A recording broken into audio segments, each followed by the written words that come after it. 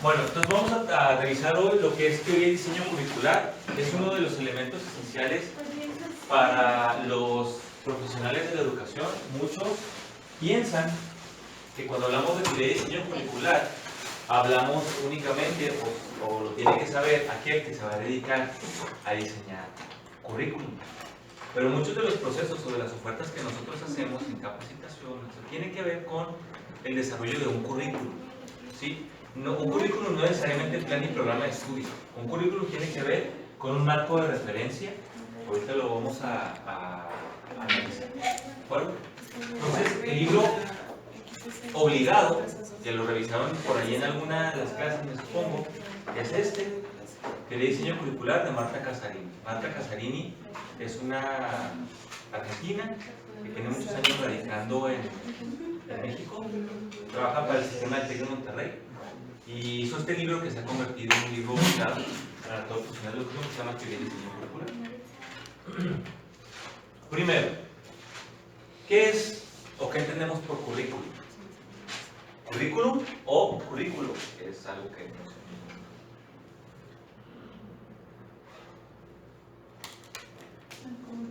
¿Qué es un currículum? Piensen en el currículum vitae, que es nuestra referencia principal. ¿Qué es un currículum vitae? Una hoja de vida. ¿Qué elementos tiene ahí? Trasládelo a un término genérico de currículum. ¿Qué es un currículum? ¿O qué podemos entender como currículum? Como el deber ser de algo que se va a llevar a cabo. Una descripción. Una descripción. Fíjense, la palabra currículum viene de la voz latina que deriva del verbo curro, que quiere decir carrera. Por lo general define una estructura de una carrera, de un programa. El currículum vitae o currículum vivendi haciendo referencia a carrera de vida, pero eso viene del latín. Y luego, currículum es una expresión que significa que los alumnos se dirigen a su objetivo, es decir, en un currículum determinamos, que tomamos el latín, caminar. Los currículos son, en todo caso, los caminos de aprendizaje. Eso es como un término muy romántico. A finales del siglo XVI, los jesuitas usaban el término disciplina para describir los cursos académicos y el término ratio studium para referirse al esquema de estudio. Es decir, también una referencia importante para currículum es el ratio studium. El término currículum asimiló ambos sentidos, la estructura y la secuencia. Al combinarlos se obtiene la noción de la totalidad y la secuencia ordenada de estudios. En pocas palabras, un currículum es la forma estructurada y ordenada de definir un programa de aprendizaje. En esa estructura, pues vamos a plantear las metas, los objetivos, los contenidos que se tienen que aprender, con qué lógica y secuencia se tienen que aprender. ¿De acuerdo? Por lo general, cuando hablamos de currículum, hablamos de el plan y programa. La licenciatura en educación tiene un currículum que aquí le llaman plan de carrera, ¿no? En el plan de carrera, ustedes tienen, aquí la universidad tiene carreras de nivel básico, intermedio y avanzado. Pero no vienen organizados por semestres, sino vienen por bloques, porque están estructurados de tal manera que tú puedes tomar varios bloques, incluso puedes en algunos casos tomar materias de corte inicial combinadas con algunos de intermedio.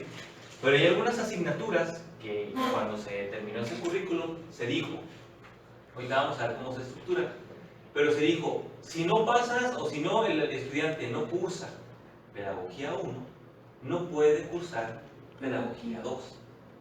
El término es necesariamente pedagogía 1 y pedagogía 2, pero aquí tenemos pedagogía 1 y aquí tenemos didáctica 1. Resulta que pues yo no fui de los del 9 o 10 y cuando entré tenía que tomar pedagogía 1, pero ya no alcancé didáctica 1, entonces tuve que tomar una optativa o acomodar otra asignatura.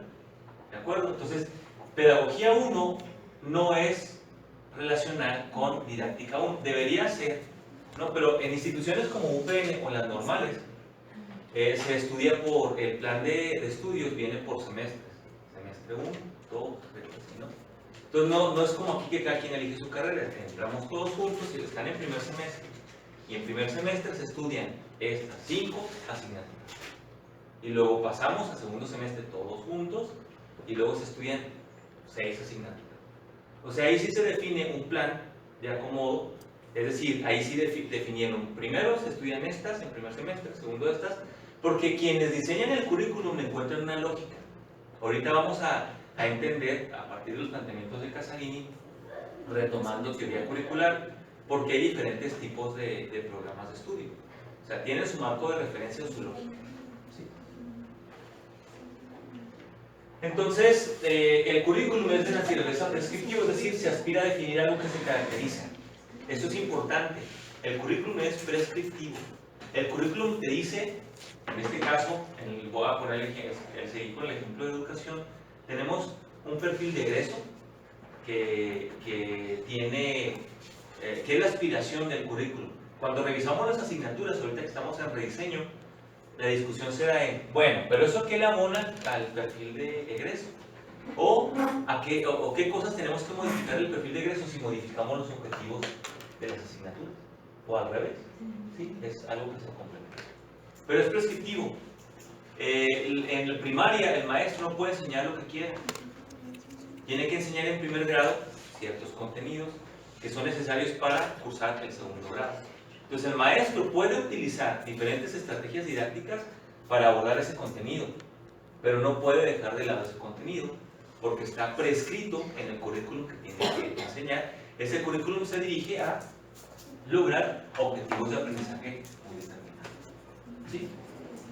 Y luego Johnson dice que es una serie estructurada de objetivos de aprendizaje que se aspira a lograr, y es la planeación necesaria tanto de fines como de medios educativos. Stenhouse, que ahorita vamos a ver la propuesta de Stenhouse, dice que el estudio del currículum se interesa por la relación entre dos acepciones, la intención y la realidad. Eso es muy importante, chicos, porque la intención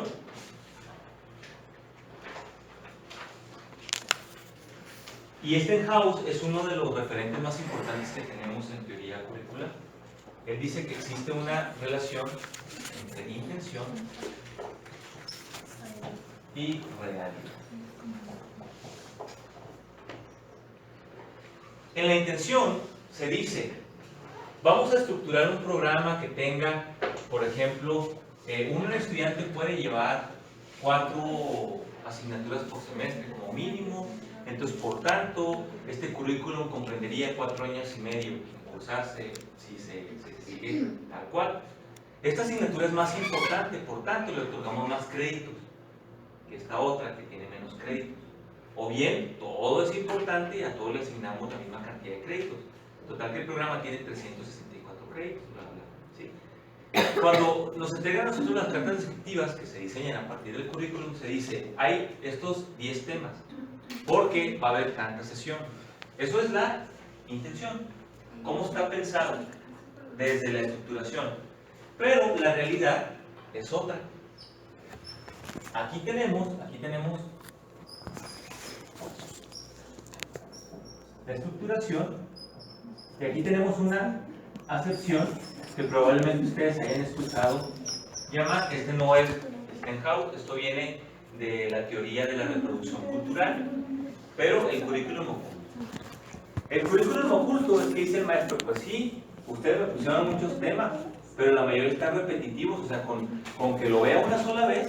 Por eso ahorita se está discutiendo en la educación por ejemplo, los enfoques de la enseñanza se ven en pedagogía 1, en didáctica 1, en didáctica 2, en no sé qué, entonces, y luego todos los maestros, como la carta descriptiva que le dan a sus maestros no está definido la temática, pues cada quien enseña en los enfoques lo que quiere o lo que conoce, ¿verdad? Entonces resulta que lo viste en pedagogía 1 y ahí deberías de haber visto desde la perspectiva pedagógica los principales pedagogos, pero no viste eso porque el maestro que dio la asignatura no manejaba o no conocía o tiene un librito que maneja 3 pedagogos, ¿verdad?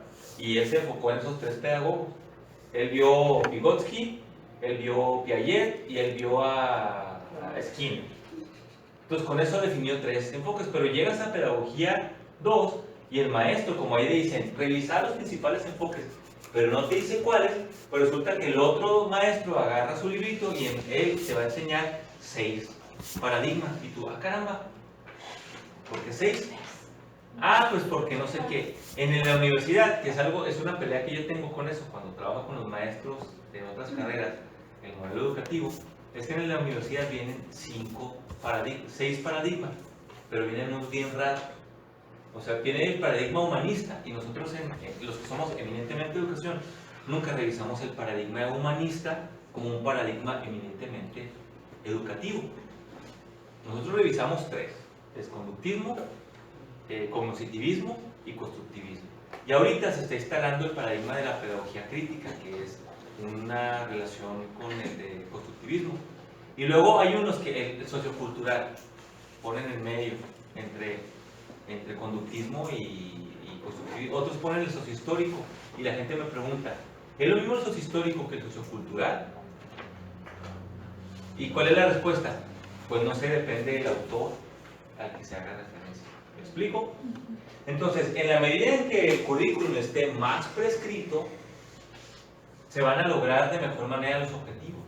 Prescrito no es lo que el maestro tiene que hacer. Prescrito es los objetivos y las temáticas que se tienen que abordar en cada uno de los momentos. En currículum oculto vemos todo lo que sucede en la escuela.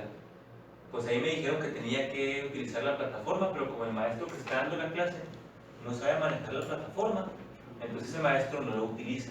Ya se perdió parte de la intencionalidad del trabajo, que era utilizar la plataforma para que los estudiantes desarrollaran habilidades digitales que les permitieran enfrentarse a las necesidades en el siglo XXI. Hoy es una necesidad, aunque no quieran y no les guste, tienen que trabajar con educación a distancia, porque es una tendencia en el siglo XXI. Y muchas de las cosas que ustedes van a hacer cuando salgan a trabajar probablemente es, pues a mí me contrataron para diseñar un currículum, pero de una escuela que está en Chihuahua. Y como yo no puedo ir todos los fines de semana a Chihuahua, lo que hacemos es, a través de la vía remota, de Skype y de otras plataformas de Webex, y del correo y de una plataforma que estamos trabajando el programa. ¿Sí? Quien no quiera a sumarse a eso, pues va a irse quedando atrás. Por eso hoy todos los currículos en las prescripciones están incorporando el desarrollo de habilidades y competencias digitales. Porque es la realidad, en el siglo XXI tenemos que trabajar como ello, ¿no? Como maestro, lo mínimo que puedo hacer es saber hacer una búsqueda, saber colocar un proyector, utilizar internet para hacer búsquedas, porque mis chicos en la primaria ya lo saben hacer, aunque no utilicen Google para buscar cuestiones de índole educativo. Entonces yo tengo que marcarles el camino para que ellos hagan búsquedas que nutran lo que tenemos en los libros de texto, ¿verdad? Porque los libros de texto contienen una información muy básica.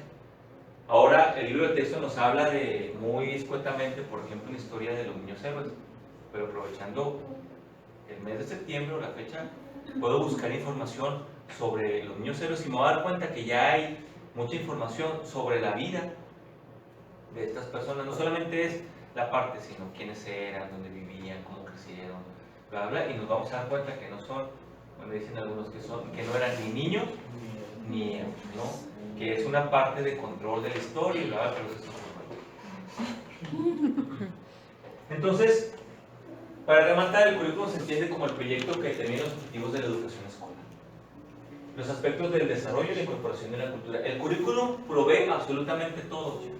Desde el perfil de egreso, los macroobjetivos, los objetivos por unidad de las temáticas y los logros que se van a tener al terminar ese programa. Se supone que muchos de los programas que nosotros tenemos, en el caso de educación, ¿quién rige? Pues hay unos organismos que certifican que esté bien diseñado, bla, bla, pero un mecanismo de control que tienen a hacer sobre los currículos es precisamente el ejemplo, porque todos los programas de educación que gradúan estudiantes de la UACH, de la UACJ, de la Universidad Metropolitana, del ITESO, todos presentan el mismo examen, porque son los conocimientos básicos que debe tener un egresado de la licenciatura en educación, o de licenciatura en el ámbito educativo y pedagógico. Esos son los básicos. Ya todo lo que les dé la institución de más es un plus, van a salir mejor preparados, pero lo mínimo son esos elementos que tienen que tener. Bueno, Dice aquí, currículum formal, real, vivido o oculto. El currículum formal, eso tienen que, les van a preguntar seguramente la diferencia entre estos. Currículum formal, real o oculto. El currículum formal es el plan de estudios, chicos, es el librito, es la planeación estructurada que se diseña, que se tiene, por así decirlo, y en términos es el librito.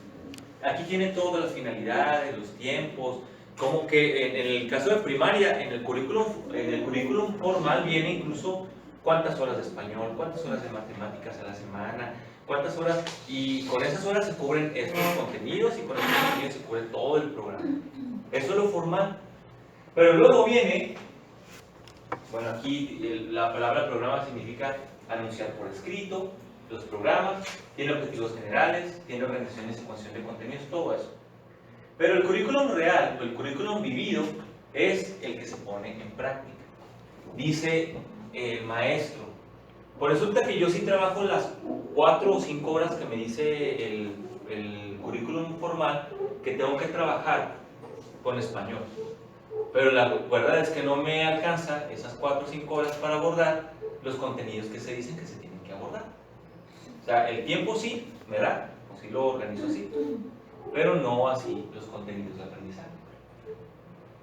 Entonces el formal, del formal al real, se requieren modificaciones, ajustes. El currículum formal dice, pues son 190 días o 199 días de clases por 5 horas. Pero resulta que nosotros no trabajamos 5 horas, trabajamos 4.5 horas, y de esas 4.5 horas, el punto 5 corresponde al recreo, los trabajamos 4 horas. Si lo multiplican por 200 días, 4 por 200, ¿cuántas horas son? Bueno, más bien 1 hora, es más fácil. 1 hora por 200 días que no se trabaja son 200 horas. Si lo dividiéramos en días de 5 o de 4 horas, imagínense cuántos días en términos reales estamos ahorrando o quitando del currículum real. Por eso es que no nos alcanza la vida, ¿no? Porque se planea una cosa y se vive otra. Y luego, currículum oculto es, según Arciniegas, el proveedor de enseñanzas cubiertas, latentes, enseñanzas institucionales no explícitas, blindadas. Yo llego y les digo, como me ha pasado aquí, yo doy didáctica, llego y les digo, a ver chicos, ¿qué es didáctica? Pues ya pasaron por didáctica 1, ya debieron de haber sabido un poco de qué es, no, pues no saben. Entonces, yo no lo tenía planeado, pero me tengo que regresar a retomar, no a retomar, a trabajar con el concepto de didáctica, porque me doy cuenta que es importante, pues sí, pero yo no lo tenía tomado en cuenta. Yo pensé que los estudiantes iban a venir con un nivel de aprendizaje y ahí iba a partir. Es como cuando llegan para construir un segundo piso y les dicen, no señor, si quiere construir un segundo piso tiene que tumbar el primero, volverlo a construir y luego hacer el segundo, porque si no, el segundo se le va a caer. Y entonces ya decido, me quedo con mi primera estructura.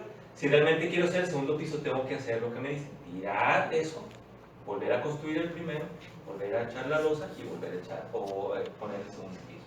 Así es en enseñanza igual. Ustedes se van a dar cuenta, y así es una cantaleta de los maestros. Es que estos niños que me llegaron no saben leer y escribir. Les tocó a ustedes cuando fueron a la secundaria que el maestro de matemáticas ponía ejercicios, no lo sabían y lo preguntaba, ¿de qué secundaria vienen? De la pues con razón. ¿Quién te dio clases? Así empiezan, ¿no? Con esas cosas.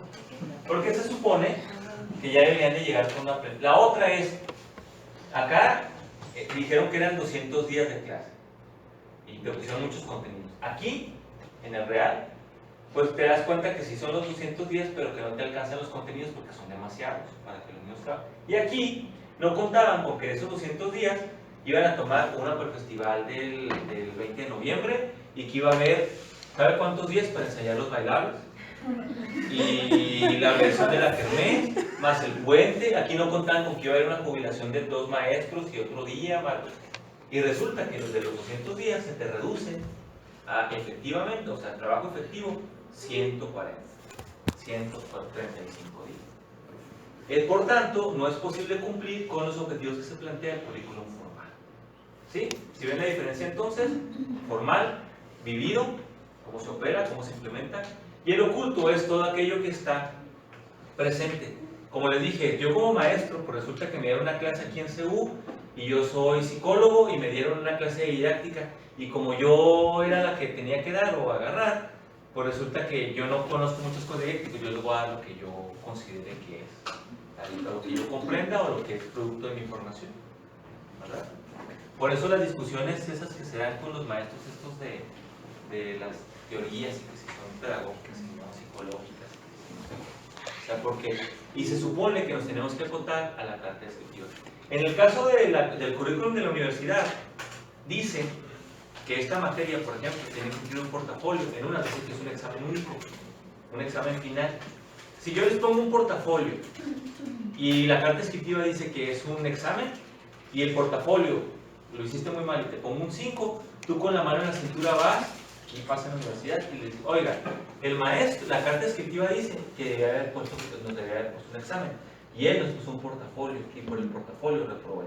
Entonces van al consejo y el consejo dice, sí, en efecto, maestro, usted debe haber puesto un examen final. O te dicen, el examen final cuesta, vale 30% y el maestro te dice, lo que saques en el examen final, eso va a tu calificación final. Y si repruebas, si pasas con 10, te conviene, pero si sacas un 6.5, tú revisas, aquí dice que el examen final vale 30%. Entonces me voy al consejo y pues obviamente procede, porque las cartas descriptivas no las hace el maestro, las cartas descriptivas las hace la academia y la academia las sube al consejo técnico, el consejo técnico las palomea. O sea, no es que cada quien haga lo que quiera, ¿no? Muy bien. ¿Me ayuda con la lectura? El currículum como proyecto. El currículum es un instrumento potente para la transformación de la enseñanza y por ende una fecunda guía para el profesor. No es. Relaciones enseñanza-currículum. Ok, dice que Pérez en 1990 lo define como la enseñanza estudia el complejo sistema de intercambio que está tan pegado que se producen en el aula cuando se trabaja en un proyecto curricular determinado. El currículum establece las metas a alcanzar y se ocupa de los medios que utilizan para lograr los fines. Es lo que les he venido mencionando. El currículum te da el marco de referencia, ¿sí? Y la enseñanza formal, lo que ustedes hacen es de diseñar las estrategias didácticas con las cuales se va a enseñar determinado contenido que está en el plan y programa de estudio para lograr determinado objetivo que viene planteando, ¿sí? Muy bien, es importante establecer esto porque se dice, un currículum se crea, se elabora como el grupo de personas que lo elaboran quiere, pues se supone que no. El currículum, la cultura se percibe como el conjunto de representaciones individuales, grupales y colectivas. Por tanto, la cultura, el currículum debe responder a la cultura y la cultura recrea el currículum. Quiere decir que para poder hacer un rediseño de la licenciatura, pues hicieron estudios. Saben ustedes que, si ven ustedes su perfil de egreso, en ninguna parte del perfil de egreso dice que los egresados de la licenciatura en educación van a ir a trabajar a un grupo a dar clases. Dice muchas otras cosas, ¿verdad? Pero resulta que la parte cultural, ahorita que hay rediseño, dicen, y se hacen unas discusiones bien tremendas en la reunión, porque dice un doctor, en particular, el que vino a la conferencia, el doctor Silva, que es así como muy izquierda, dice, en ninguna parte dice que los muchachos tienen que ir a dar las clases, o que tenemos que enseñarles, pero luego le contesta el otro, sí maestro, pero el 70% de nuestros egresados están trabajando en una escuela dando clases. Eso nos obliga a replantear los objetivos de la licenciatura. En lugar de estarles dando tanto de cultura, tanto de tantas cosas, tenemos que darle elementos para que cuando ellos lleguen a un salón puedan planear, puedan implementar el plan y programa de estudio, que lo conozcan. Sí, pero no sé qué. Tiene que ver con la visión. Entonces, por tanto, el hombre crea lo social. La pregunta sería así como la gallina del huevo. ¿Qué fue primero? Lo social o el hombre. De acuerdo a la Biblia, primero fue el hombre, ¿verdad? Pero como no sabemos cuál fue lo real, o yo respeto, como dicen, las ideas, Pero ya estando aquí el hombre nutre la parte social y lo social nutre el desarrollo del hombre. De tal manera que entre más desarrollo social exista, hay mejores posibilidades de creación o de formación del ser humano. Entre esta visión se crea la cultura. Por eso cuando hablamos de cultura en México y cultura en Estados Unidos, necesariamente hablamos de cosas diferentes. Que hay algo que está presente en la cultura en otros países que en México no está presente, o al revés, que está presente en nuestra cultura que en otros países no se considera. ¿Qué ideas, creencias están presentes en la cultura? Por ejemplo, ¿cómo está concebida la educación en nuestra propia cultura? La educación formal. ¿Cómo está concebida? ¿Se le da importancia? ¿No se le da importancia? ¿Se le da más importancia que en otros países? ¿Menos importancia que en otros países? ¿Cómo?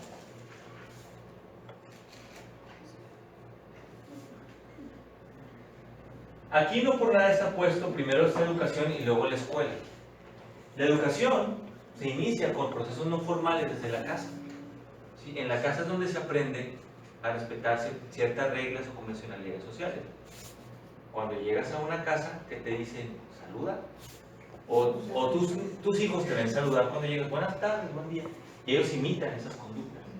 Cuando tú llegas y le cierras la puerta al abonero, ¿no? O no saludas, te bajas y no saludas. Los niños tienden a imitar esta visión y cuando llegan a la escuela, que es un proceso de socialización segundo, pues el niño llega y no saluda. Entonces la maestra le dicen, buenos días, buenas tardes. Y el niño no sabe ni cómo responder, porque ha construido una visión de socialización diferente. Entonces a la escuela nos toca, de la escuela, construir un currículum, donde se dice, como los niños están faltos de desarrollo de habilidades socioemocionales, entonces en este currículum hay que concebir un área que busque desarrollar las habilidades o las capacidades socioemocionales de los estudiantes, ¿sí? Por una necesidad social. Y aquí tenemos la enseñanza, el aprendizaje como relación y los productos y los procesos. Es bien importante que lo consideren en las relaciones de cultura. Bueno, ahí no. Sí, eso sí lo vamos a ver. Ahora, ya vimos lo que es currículum, hay diferentes teorías. Esas sí, básicamente se las van a preguntar, porque son 3 o 4 formas diferentes de concebir y diseñar un currículum. Eisenhower es uno de los meros buenos, es el de, ahorita van a ver una de sus propuestas, es la que utilizamos más, la de Eisenhower. Pero también hay otra que también es muy conocida, que es la de Gimeno Sacristán. Es otra propuesta en teoría curricular. Esta no es tanto, pero ahorita vamos a ver cómo. Vamos a ver primero los conceptos o las visiones. ¿Qué es teoría curricular? Para Stenhouse es un área o una ciencia normativa como el estudio del currículum. La teoría dice que posee 2 funciones. Sirve para organizar los datos, los hechos que contamos, pero también sirve como para proveer la base para la acción. Si tomamos en cuenta el concepto de Stenhouse nos diría, no existe mejor práctica que la teoría. En la medida, diría Stenhouse, en que esté mejor construido el currículum, eso asegura una mejor puesta en práctica. ¿Sí? En el currículum de primaria vienen incluso, chicos, las sugerencias metodológicas para implementar ese currículum. ¿Cómo ponerlo en práctica? ¿Cómo implementarlo de mejor manera para lograr determinados objetivos? Luego, Gimeno Sacristán es más amplio, dice que la teoría curricular son más bien marcos ordenadores de las concepciones sobre la realidad. Es decir, es un marco de referencia, es un mediador. Pero Gimeno Sacristán nos dice que no es tan prescriptivo, que es enunciativo. Que tú tienes un marco de referencia, pero que ese marco de referencia puede modificarse en función de la relación que tenga quien lo pone en práctica con la realidad. Y el concepto de size es mucho más, es lo que más se acerca a lo que conocemos, a lo que mencionamos. Es Dice que es un conjunto generalizado de definiciones, conceptos, preposiciones y otros constructos que están lógicamente interrelacionados. Esta relación que decía ahorita de pedagogía 1 va a pedagogía 2.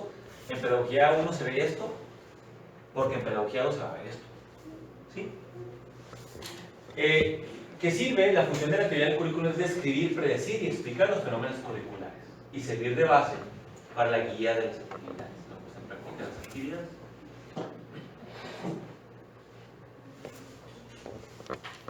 Entonces, existen 4 líneas curriculares.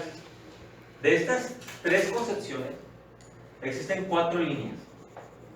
La primera, el currículum como suma de exigencia académica o estructura organizada de conocimientos se centra en el valor intrínseco e infiere que el currículum es la propuesta organizada que se debe enseñar en las escuelas. Es decir, es eminentemente prescriptivo. Es lo que se le dice al docente que tiene que hacer en esta primera visión. ¿Sí? Aquí lo voy a poner así como es. Más que prescriptivo, le voy a poner esta palabra que es más explicativa, es normativo. En la primera es normativo. A ti te dicen qué es lo que tienes que enseñar, en qué tiempos, cómo, y ahí está. La segunda es el currículum como base de experiencias. Se comienza a pensar desde la visión, el diseñador curricular debe preocuparse por la programación de experiencias de aprendizaje basadas en el desarrollo físico, cognitivo, emocional, oral, social del aprendiz. Quiere decir que este es prescriptivo, pero es, voy a poner un término que no utilizan mucho ellos, pero es creativo. Quiere decir que consideramos en las capacidades del estudiante. Cuando estamos diseñando dicen, bueno, pero es que los chicos, a los niños de primaria les gusta mucho el movimiento, por tanto hay que considerar estos contenidos que impliquen movimiento, porque de acuerdo al desarrollo tienen que ser tal cosa. El tercero es el currículum como sistema tecnológico de producción. Esto es importante que lo tengan en cuenta. Concibe la escuela como, ¿qué dice ahí? Un sistema de producción.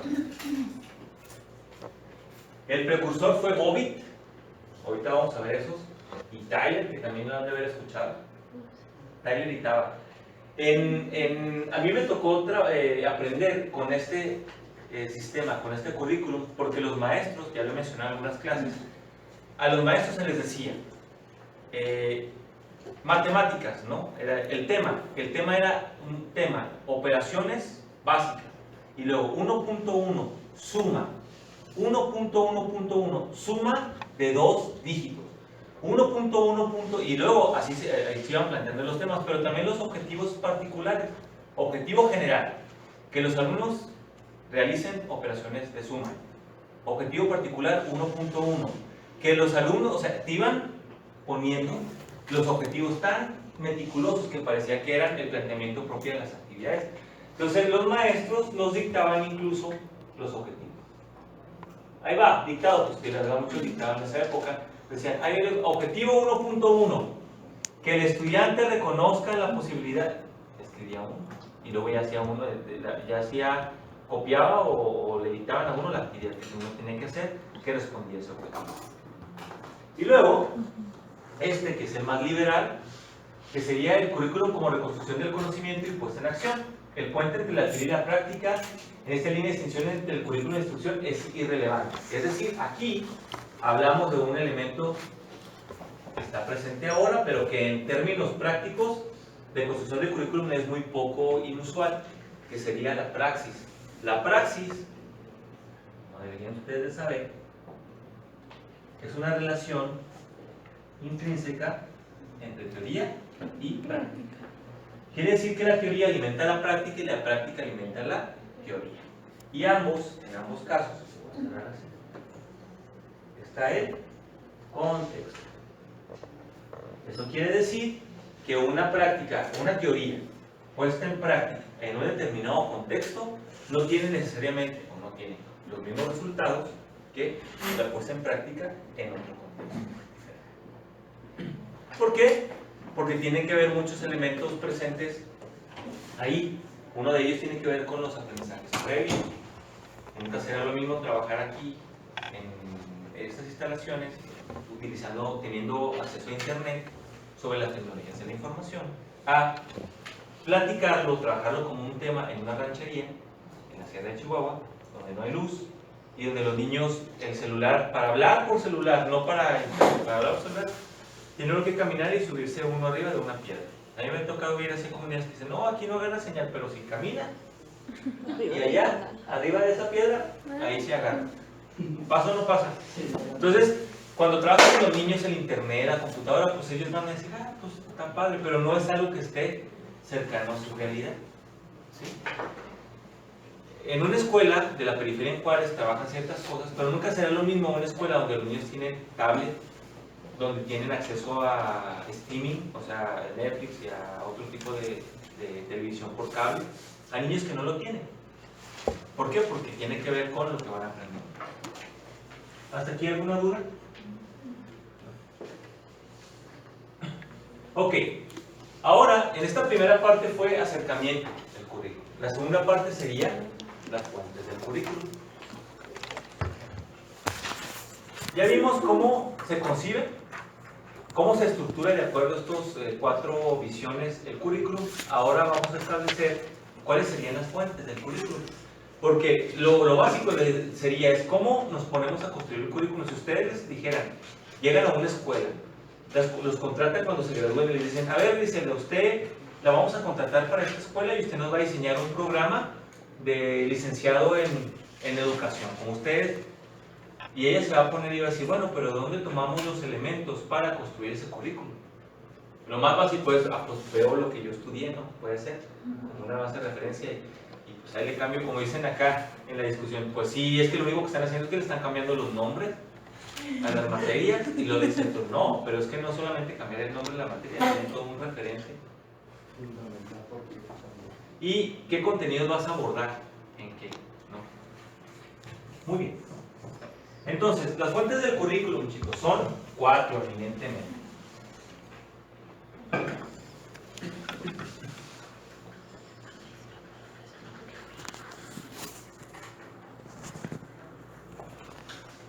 La fuente psicosocial, perdón, la fuente sociocultural, que es la organización social, el desarrollo tecnológico, los valores, es todo lo que les mencioné ahorita, ¿sí?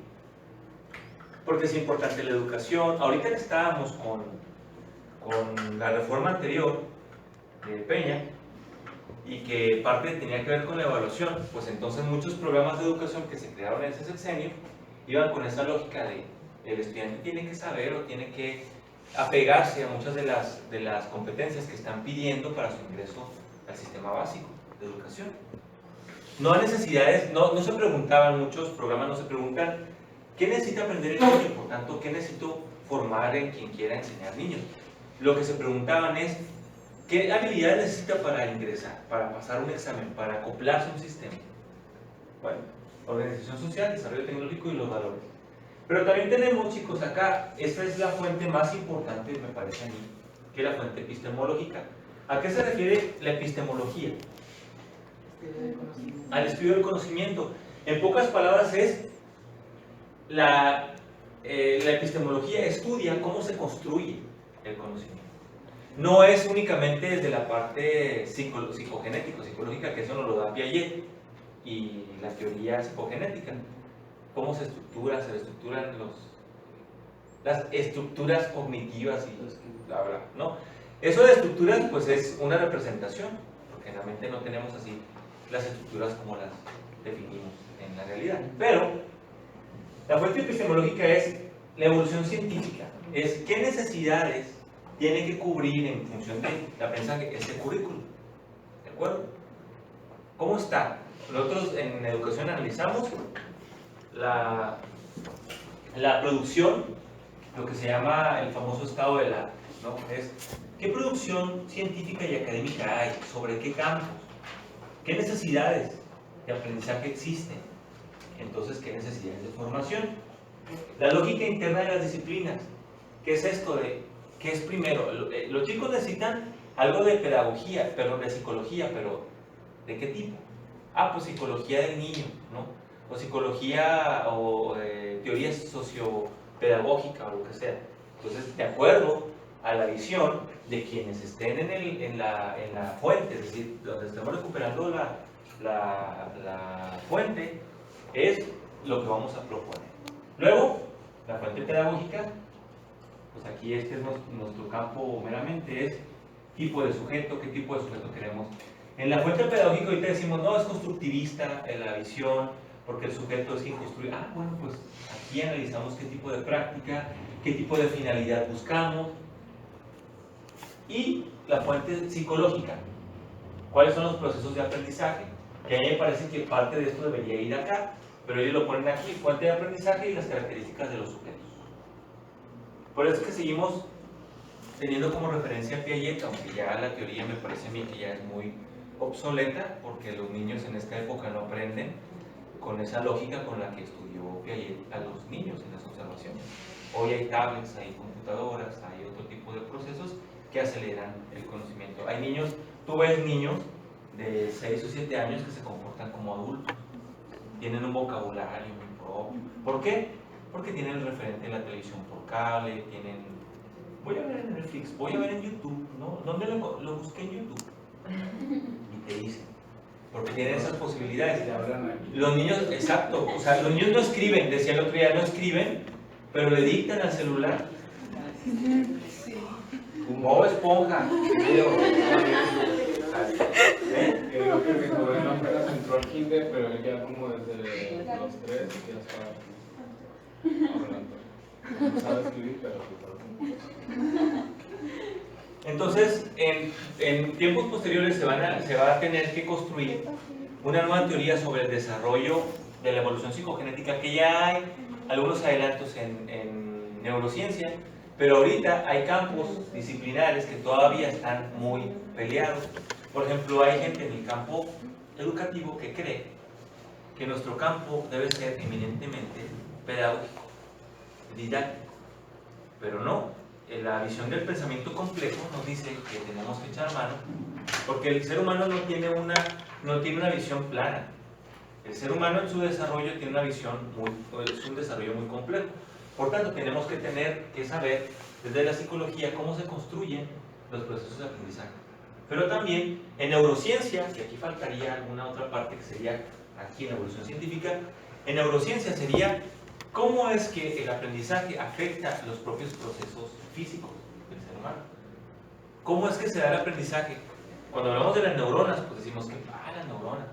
Pero en términos concretos, neurociencia explica incluso hasta el tipo de comida y bebida que potencia o obstaculiza el aprendizaje.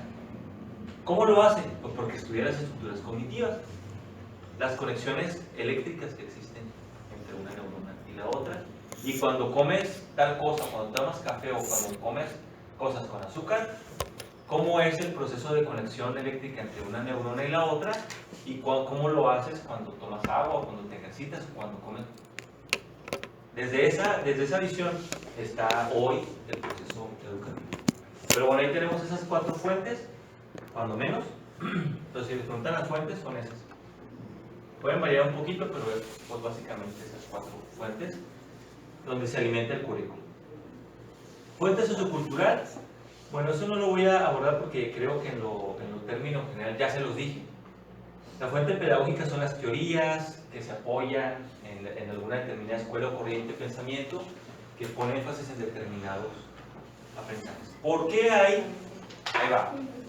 ¿Por qué hay licenciatura en educación? ¿Por qué hay licenciado o licenciatura en pedagogía? ¿En qué otro tipo de licenciaturas conocen del campo? Ciencias de la educación. Ciencias de la educación, esa es otra.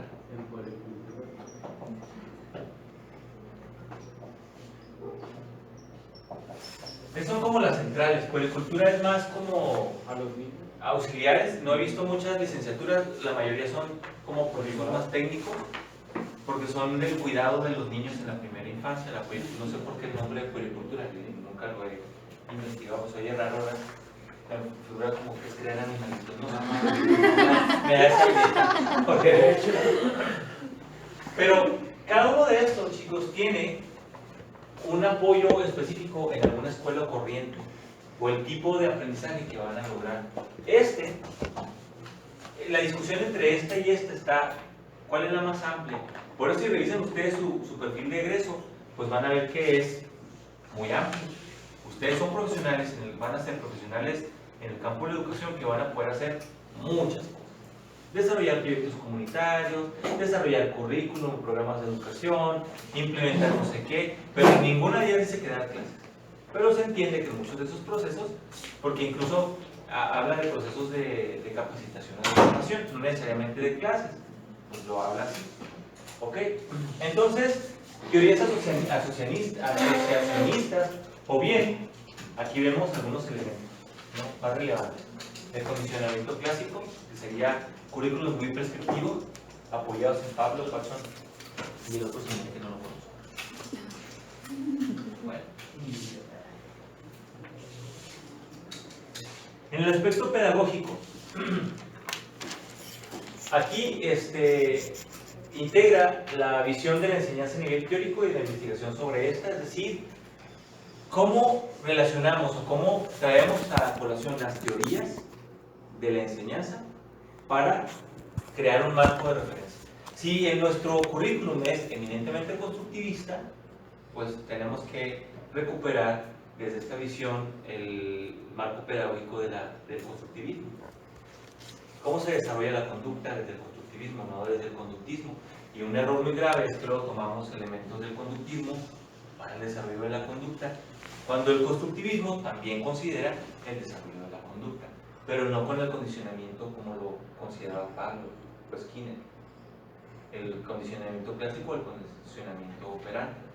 En el constructivismo, ¿cómo se desarrolla la conducta, chicos? En el constructivismo. La conducta. Un tip. Vygotsky. ¿Cómo se desarrolla la conducta desde el constructivismo? Así como, Ya lo he probado. Desde el desarrollo social, cuando nosotros, ¿cómo aprendemos las conductas? En casa. O sea, tu papá te sentó y te sentó en un sillón y te explicó y te dijo, no puedes andar desnudo en la calle, porque hay niños que sí se salen cuando están chiquitos, que salen parados a la calle. Pero ¿cómo aprenden eso? A través del aprendizaje, que muchas veces es casi por ósmosis, de las convencionalidades sociales. Porque el niño sabe que la escuela va a ir al kinder y por qué sabe que es importante ir a la escuela. Entonces la primera cuestión sería, no lo sabe, no sabe que es importante, pero el condicionamiento social es como lo que le toca hacer ahora, va a la escuela, portarse bien, ahí saluda, ahí hace los trabajos, obedece a la maestra. Pero ¿qué pasa con los niños que no obedecen a la maestra y que hacen ahí berrinches y que luego revisamos la casa y sucede que en la casa no tiene límites y reglas? Y no se trata porque hoy los papás, muchos son incapaces de levantar la mano al niño, aunque haga un tremendo berrinche. Cuando en mis épocas se le agarraban una nalgada, decían a tiempo. Yo no estoy a favor de los golpes, por supuesto, pero hay niños que con el diálogo no entienden. Está en discusión eso, ¿no? Es como, no sé, pero el diálogo, se supone que es el diálogo, la reflexión, la mediación, así se desarrolla la conducta en el constructivismo. Entonces no quiere decir, hay maestros que ponen en español y todo, pero quieren que estén los niños sentados, callados, que le obedezcan, que si él dice algo rápido hagan caso. Eso era en el conductismo. Ahora, no puedes hacerlo, que es lo que hacen los maestros en ese nivel, pues les condicionan la conducta. Si haces tal cosa, si el acondicionamiento negativo era, si no te haces el uniforme, punto menos en civismo, ¿verdad? Si no te punto, bueno, y así no la llevábamos. En la secundaria es muy común que si te hace el uniforme, que si el otro, y te van negociando. Pero hay niños, bueno, ya en la secundaria son adolescentes que les vale gorro los puntos. Si te ponen o te quitan, les vale gorro. Pero bueno, eso ya lo abordamos en cuanto a diseño y desarrollo del currículum. Vamos a ver, aquí tenemos los modelos. El modelo por objetivos conductuales, que era el que les decía, estos son los modelos principales, y así los tienen que tener así. ¿Cuál es el modelo de Bobby o de Tyler? El de objetivos conductuales. En pocas palabras, chicos, este se centra, aquí lo voy a poner arriba, sí, no es parejo, en los fines. No importa tanto lo que importa lo que logras, ¿sí? De Bobbitt y de Tyler. El diseño de objetivos conductuales importa lo que logras. En esta primera parte, como está, de todas maneras esto se lo voy a pasar ahí en el llano porque está así como punto, pero el objetivo es un enunciado que ilustra, describe el tipo de comportamiento que se espera lograr en el estudiante. Aquí. El objetivo es lo que se espera que se desarrolle en cuestión de conducta en el estudiante, que haga, que logre, lo que sea. ¿Sí? Entonces, el diseño es un conjunto de decisiones jerarquizadas. Primero esto y luego esto, para que el niño logre esto. ¿Sí? Los fines, alumno, cultura, contenido, bla, bla, bla, son organizadas. Y también tiene un proceso de evaluación. El papel del maestro es instrumental. ¿Por qué creen que dice que el papel del maestro es instrumental?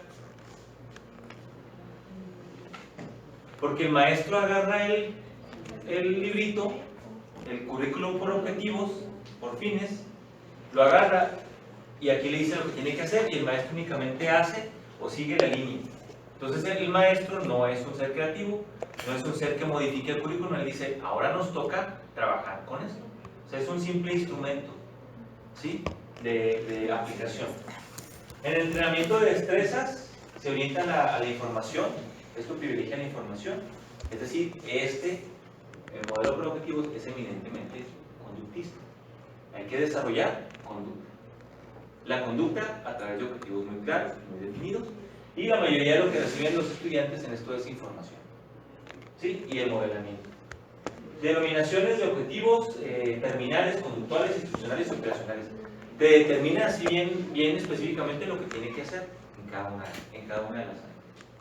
Pero luego viene el modelo de proceso. Chicos, si acá era desarrollo de la conducta y el fin era el objetivo, eran los fines, en el del proceso, ¿en qué se centraron? En el proceso. No en el fin. Lo importante es el proceso que se siga. Entonces, un objetivo describe una finalidad sin especificar la conducta que se espera por parte del estudiante, sino que describe el término del aprendizaje. Es decir, si sigue más o menos este proceso, el alumno logrará aprender esto, pero no así como lo tenemos acá. Entonces, el diseño como formulación de propósitos que se rehacen en la acción, es decir, tiene un propósito que al aplicarlo dice el maestro, no, pues se supone que así era, pero con estos estudiantes no lo puedo trabajar así, entonces lo trabajo de esta manera para potenciar el proceso de aprendizaje. El papel del maestro es de consultor. ¿Por qué creen ustedes que aquí se maneja como consultor? ¿Qué hace un consultor? Pues más como que observando, Consulta, ¿no? guiando, porque tiene que ver todo el proceso.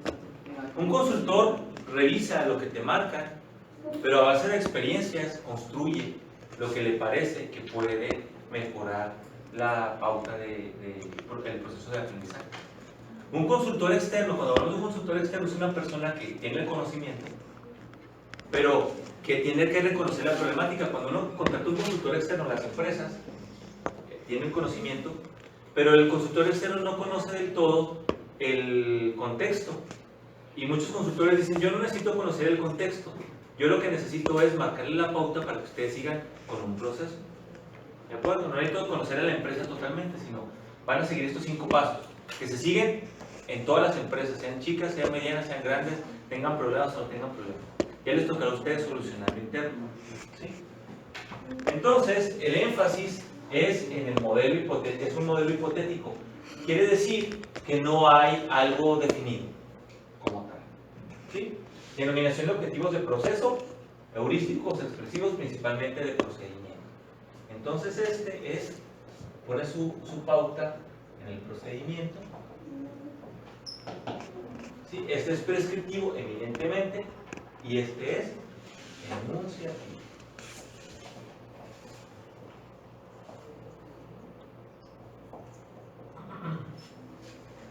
Ya llevamos dos modelos.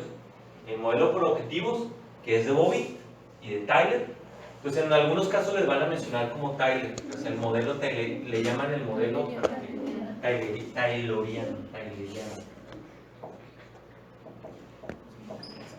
¿Sí? Es el modelo por objetivo. ¿El otro no tiene un autor? No, pero en el otro, ahorita vamos a ver más adelante, en muchos de estos está el modelo de Stenhouse. O sea, la propuesta de Stenhouse, que era quien nos decía al principio que concebía el proceso como un proceso de ida y de venida.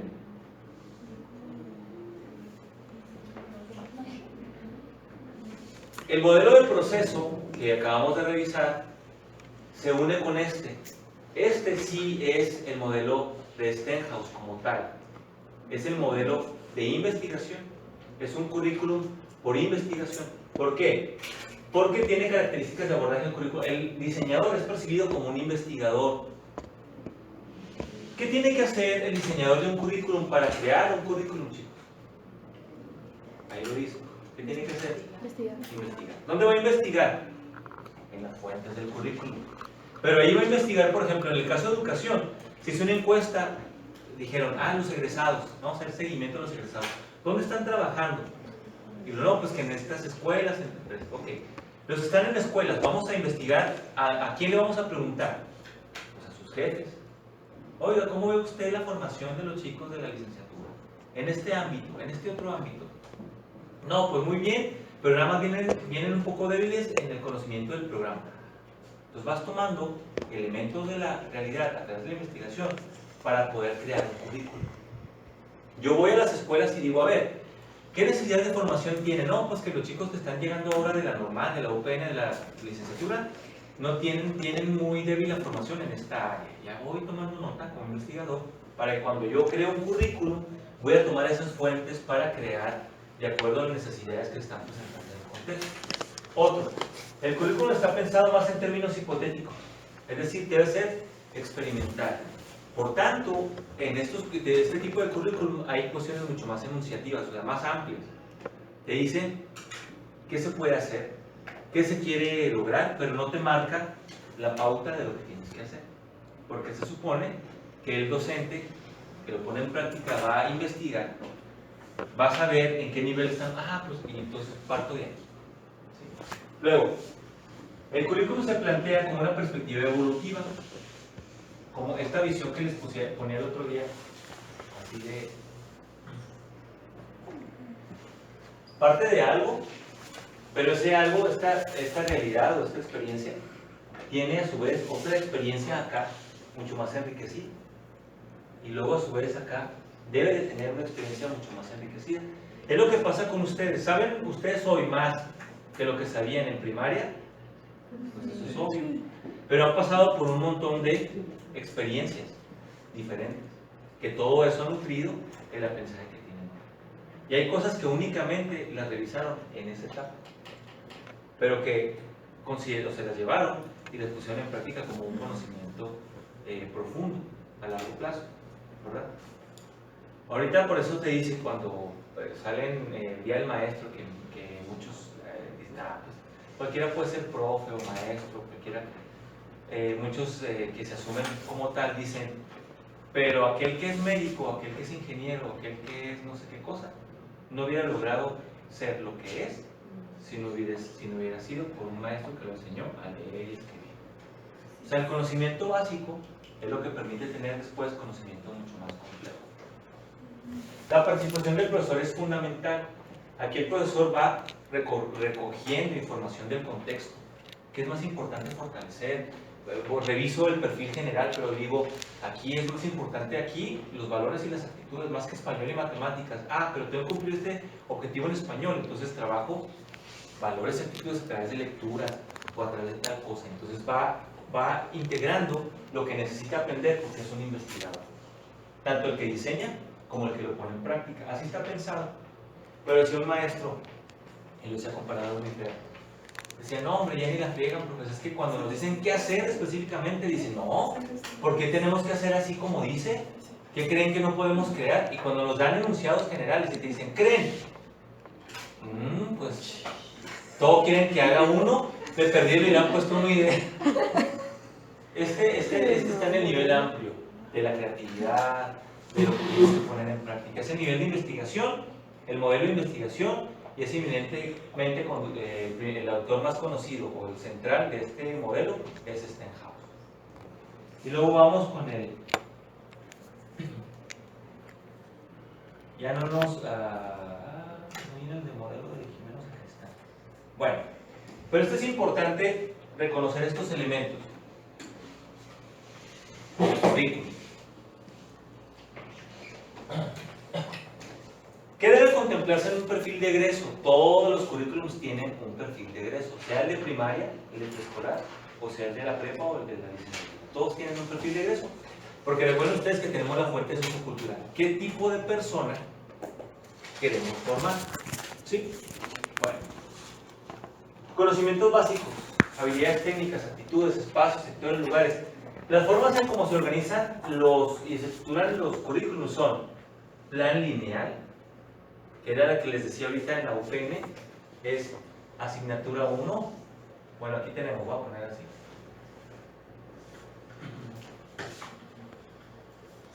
¿Cómo creen que esté organizado el de la licenciatura? ¿Lineal o modular?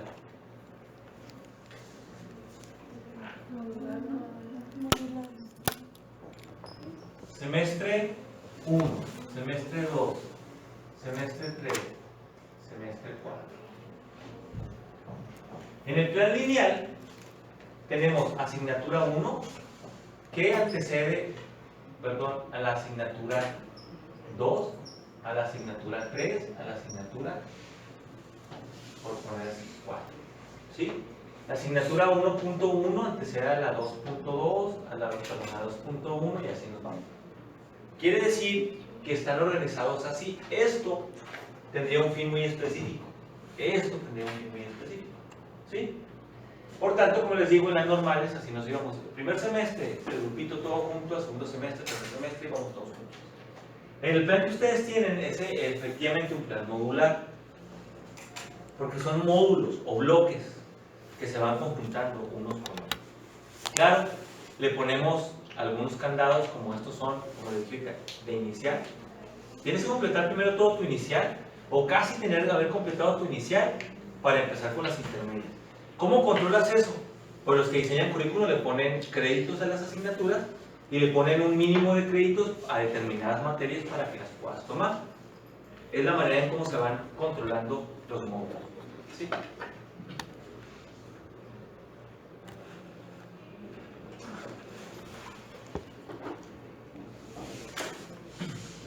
Bueno, la parte de la evaluación, pues esto no es lo general.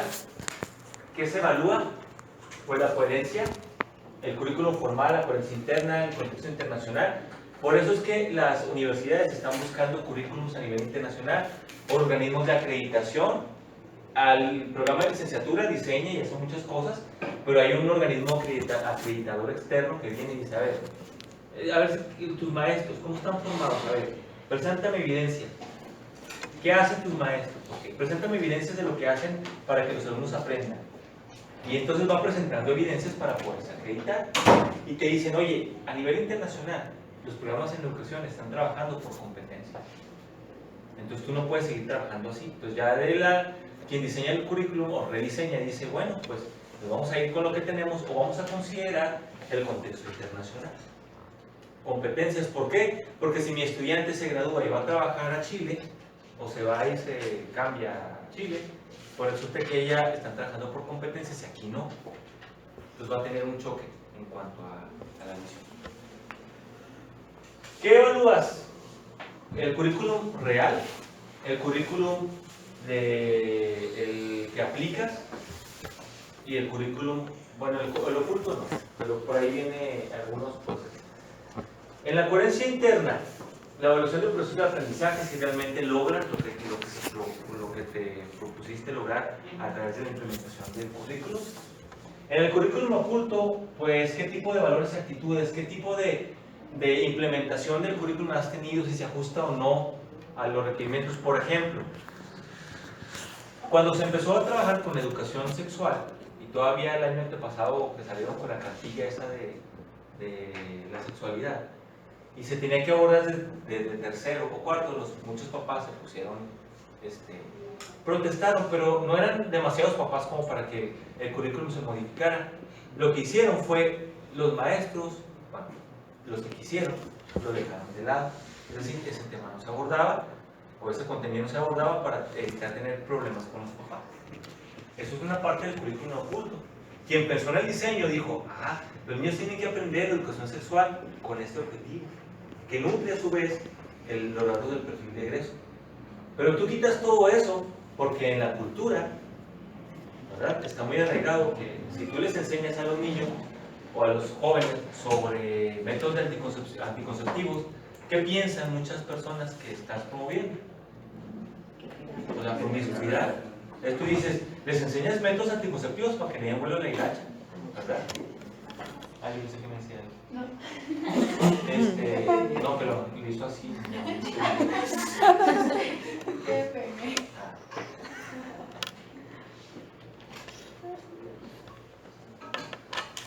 Entonces, evaluamos lo que el currículum que se está aplicando y posteriormente evaluamos un currículum, los efectos del currículum. Ahora en educación básica va a ser muy complejo porque ya cortaron el desarrollo del currículum. Pero cuando plantearon el currículum de primaria dijeron, este currículum se va a evaluar a 12 años, porque va a ser cuando los chicos de preescolar que iniciaron con cursen hasta no sé qué, ¿me explico? Terminen la secundaria o no sé qué cosa, y era evaluar si realmente se cumplía con los rasgos del perfil de egreso para poder diseñar.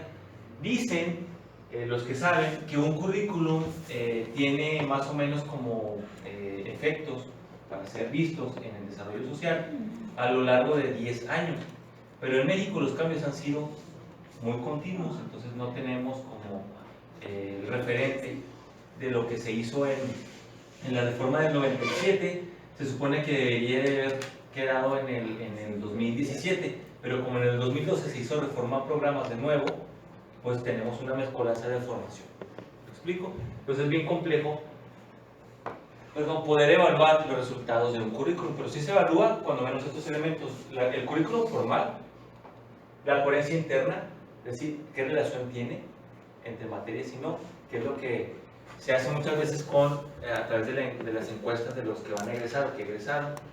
Ellos nos dicen, no, esta materia está de más, mejor nos deberían dar esto, o nos deberían de fortalecer este perfil, porque mire, la educación especial, y es muy poquito lo que hay, y luego es optativa, y entonces los estudiantes van viendo la lógica que muchas veces no ve quien diseña el currículum, pero luego quien diseña el currículum revisa los rasgos del perfil de egreso con el que se diseñó el currículum, y dice, sí, pero es que, como les dije ahorita, es que sí, pero no está diseñado para que den clases. ¿Sí? Y ahí es muy importante establecer la fuente, qué es lo que queremos lograr posteriormente. Bueno, hasta aquí, chicos. Les voy a pasar esta y ustedes revisen la última parte, que son estos modelos. Esto básicamente no creo que venga, pero cuando menos que vean algunos procesos de evaluación de Cronbach, de Stufenblit, y acá vienen otros de Stufenblit, y nada más para que vean en qué consisten, pero no es como Hamilton.